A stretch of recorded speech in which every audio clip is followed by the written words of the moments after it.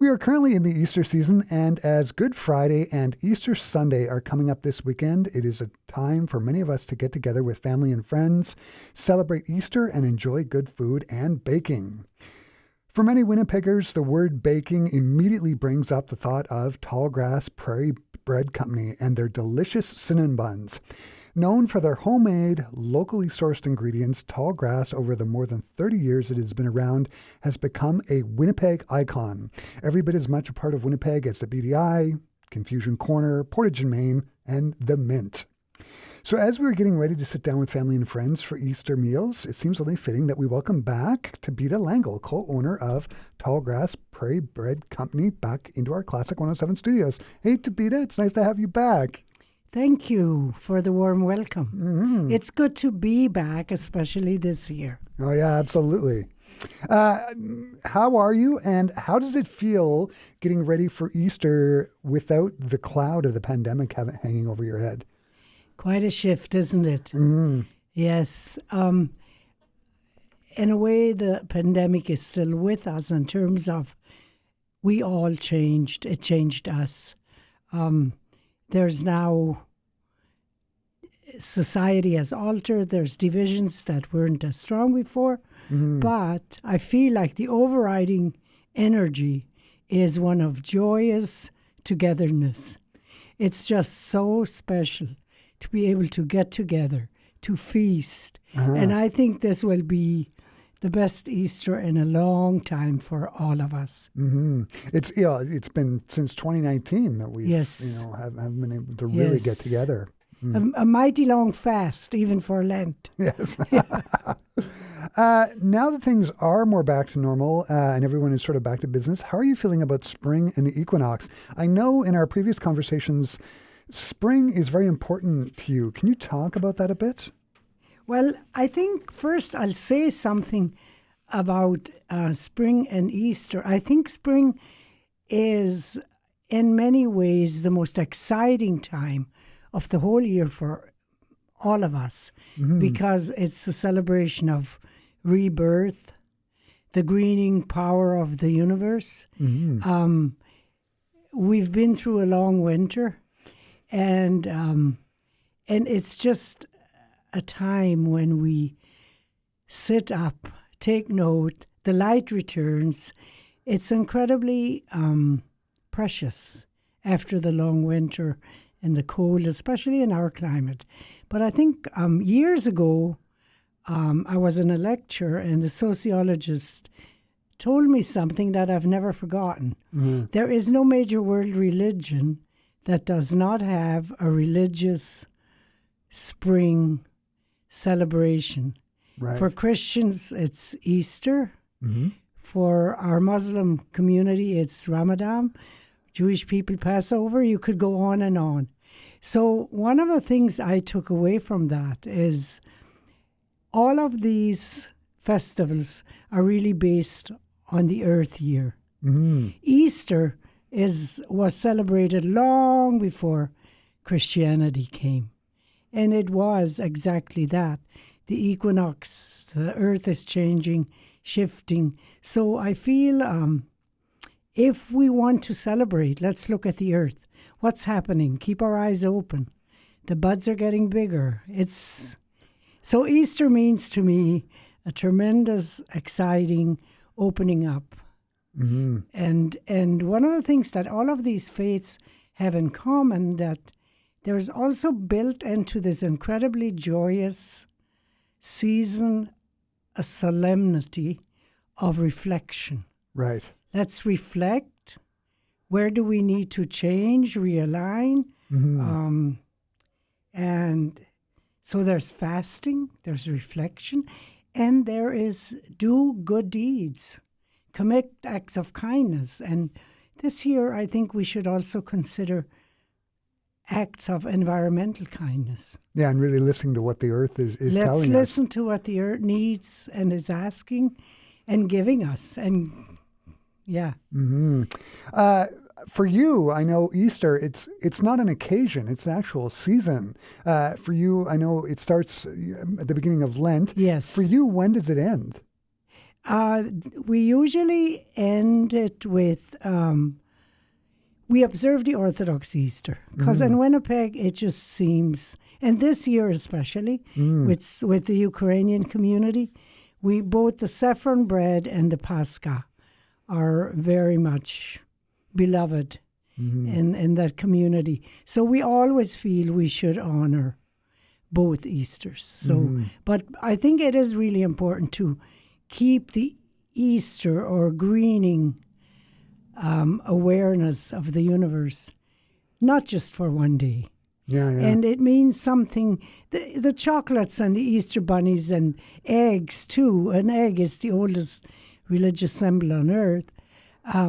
Keep all of them. They're so fun, and eggs are so important. So yeah, I'll talk a bit more later about the ingredients.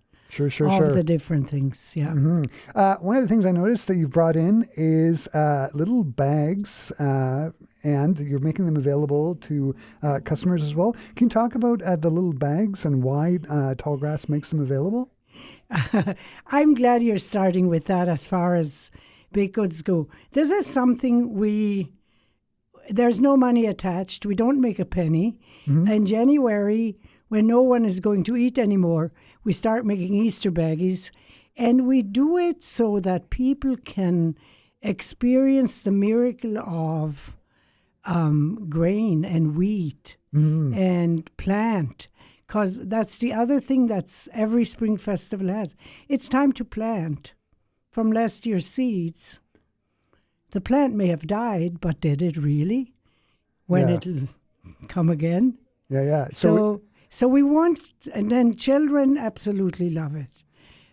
So I brought the grass, and when it's done, you can put it in your salad. You can put it in your smoothies.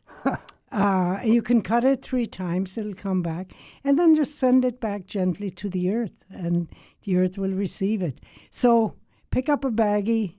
This weekend is a good time to do it. Then it'll be ready for Easter, and watch it sprout and grow, and that in itself is so hopeful. Yeah. And for our Classic 107 listeners, if you want to see the grass that Tabitha is talking about, go to our website, Classic 107. You can see it in the video there. But yes, it's very green grass, and it is edible. It's actually quite tasty. And it's Red 5, which is the first variety that grew here in Canada successfully. And it is from Eastern Europe. Yeah. I want to turn it over and talk about some of the things that Tallgrass has available for Easter, and I want to start with the butter lamb. Can you talk about that dish and why is it so popular at Tallgrass? Confession time. I had one ready and forgot it for you to bring. The butter lamb is also one of the old ancient signs of spring, because of course lambs come, and very few things are cuter than a baby lamb, right? No. And more precious. So one of our staff comes from Holland, and she and her family has had this wooden lamb press for over 100 years. So when she came to work at the bakery, she said, I'd like to make these butter lamps. They're made out of butter. They're just incredibly beautiful and dear, and people put them on their Easter table, and they've become very beloved. So you can find them on our website. But yeah, it's also an incredible hostess gift, and I think for me a reminder that life is also fragile. Yeah. And we need to nurture it and each other. Yeah, absolutely. The other interesting item is you have Easter or spring chick cookies, which is another Tallgrass Easter highlight. What makes these so popular? The Easter chickies.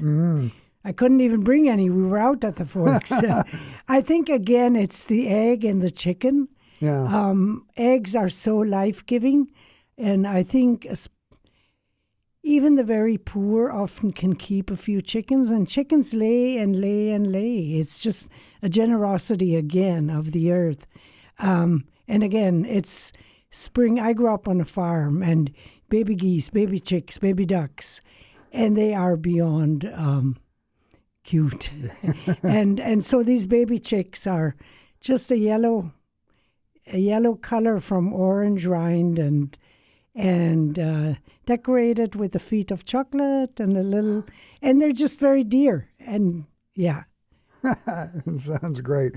Okay, and then we're going to turn over to something I know that it has particular importance for you, the hot cross buns. You've been making them since Ash Wednesday, which was this year, February 22nd, and you continue baking them until Easter Sunday, which is on April the 9th. Can you talk about the hot cross buns, and why they're so important for you? Well, they are one of the, I think, as far as baking goes, they're the oldest Easter tradition because they predate Christianity. The Romans made them to woo the sun back. And then Christianity came in, and the poor monks and the monasteries had to decide, do they give up these buns? So they put a cross on them and happily ate their spicy, sweet buns. They were popularized in Britain, actually, the British. And the recipe we have is a very old recipe. Somebody once said they like them because you don't have to go on a bike and look for the peel and the raisins. So we kept the spicing and they are very delicious and very popular. And we will actually have them till the Orthodox Easter as well. Oh, fantastic. Can you talk about some of the breads that are going to be available, and specifically breads for Easter? I know that there's 3, and I want to start maybe with the Pascha and the Pascha spread. Yes, we do 3 major Easter breads. Pascha is, of course, this year, it is a bread that comes to us from the Ukraine.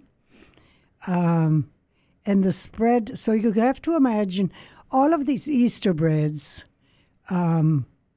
people had now been vegan for 40 days. They're pretty starved because they're working hard. So every Easter bread will contain amazing amounts of butter and eggs, and the energy is up. So Pascha, ours is not that high, but you can find pictures in the Ukraine they used to bake it in stovepipes. And some women could stay up all night, so it was the length of the stovepipe. And I think within that is this desire, the pulse from the earth, like all of the energy is up, come up. Yeah, rise, resurrection power. Absolutely. Yeah, so the Pascha and then the spread is so unbelievable decadent. It's got whipped cream and butter and cottage cheese and sugar and oranges and lemon. When you spread it on the Pascha, I think it's mind-altering, but people can decide for themselves. Definitely, yeah. Absolutely. Yeah. Mm-hmm. And then the second one we've got is Christopomo. Christopomo. Christopomo is from the Greek Orthodox tradition. And again, copious amounts of butter and eggs and anise. The anise gets soaked ahead, and it's a sweet bread. And it used to have a very complex Orthodox cross. And over time, we simplified it just because it wasn't sustainable. We couldn't. Right. Yeah. And now people look at it and say, oh, I like the butterfly on the bread. And I go, great. There is no greater symbol of the resurrection than a butterfly. And then the third kind of bread is the Easter saffron bread. Can you talk about that one? Yes. There was a time when the Silk Road where saffron was worth more than gold. And it is very precious. It has a very subtle flavor. It is actually the stamens of a crocus, and it is hand-picked in Spain, Lebanon, and there's a cheaper version that is made from I can't think of the flower now. Mexican, it's called Mexican saffron, calendula. But this saffron from the that's picked like that is unbelievable. And so again, lots of eggs, lots of butter, and a beautiful braid. Yeah, absolutely. All the breads you're talking about, all the food you're talking about is so great, and you've got a big pile of cinnamon buns and bread in front of me, and I can smell it, and it smells amazing. How can people find out more about the delicious Easter offerings that are offered at Tallgrass Bakery? Where can they go to find that out?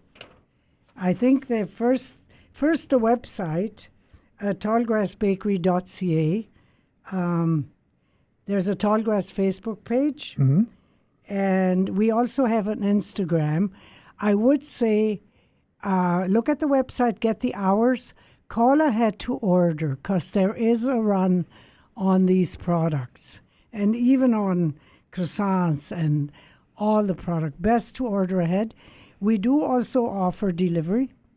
If you can't make it, give us a shout. You can order ahead, and we can deliver. We want people to just really be able to enjoy all this. Yeah, so calling ahead just to make sure that everybody gets exactly what they want. And what about those who celebrate Orthodox Easter? Can they still order Easter baking after this coming weekend? Yes, the hot cross buns and all of the Easter breads will be available. Yes. Amazing. It's a much smaller group, but we think it's important. Easter is a season, not a day. Yeah, absolutely. Yeah. I'm going to wrap up the question by asking, do you have any parting thoughts for our Classic 107 listeners in regards to the Easter season? Pardon? Do you have any parting thoughts for our Classic 107 listeners? I think my parting thought is just to wish everybody a greening of their spirit, especially after the pandemic, where allow yourself to be filled with hope. Lean your cheek against the tree. Say thank you to the tree for the work it does for us. Allow yourself to listen, to watch, experience it through your senses, and be blessed. Absolutely.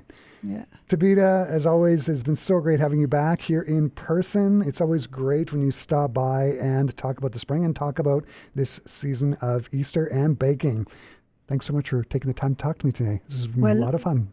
Thank you for the wonderful music you do. And you keep many of us sane when we drive.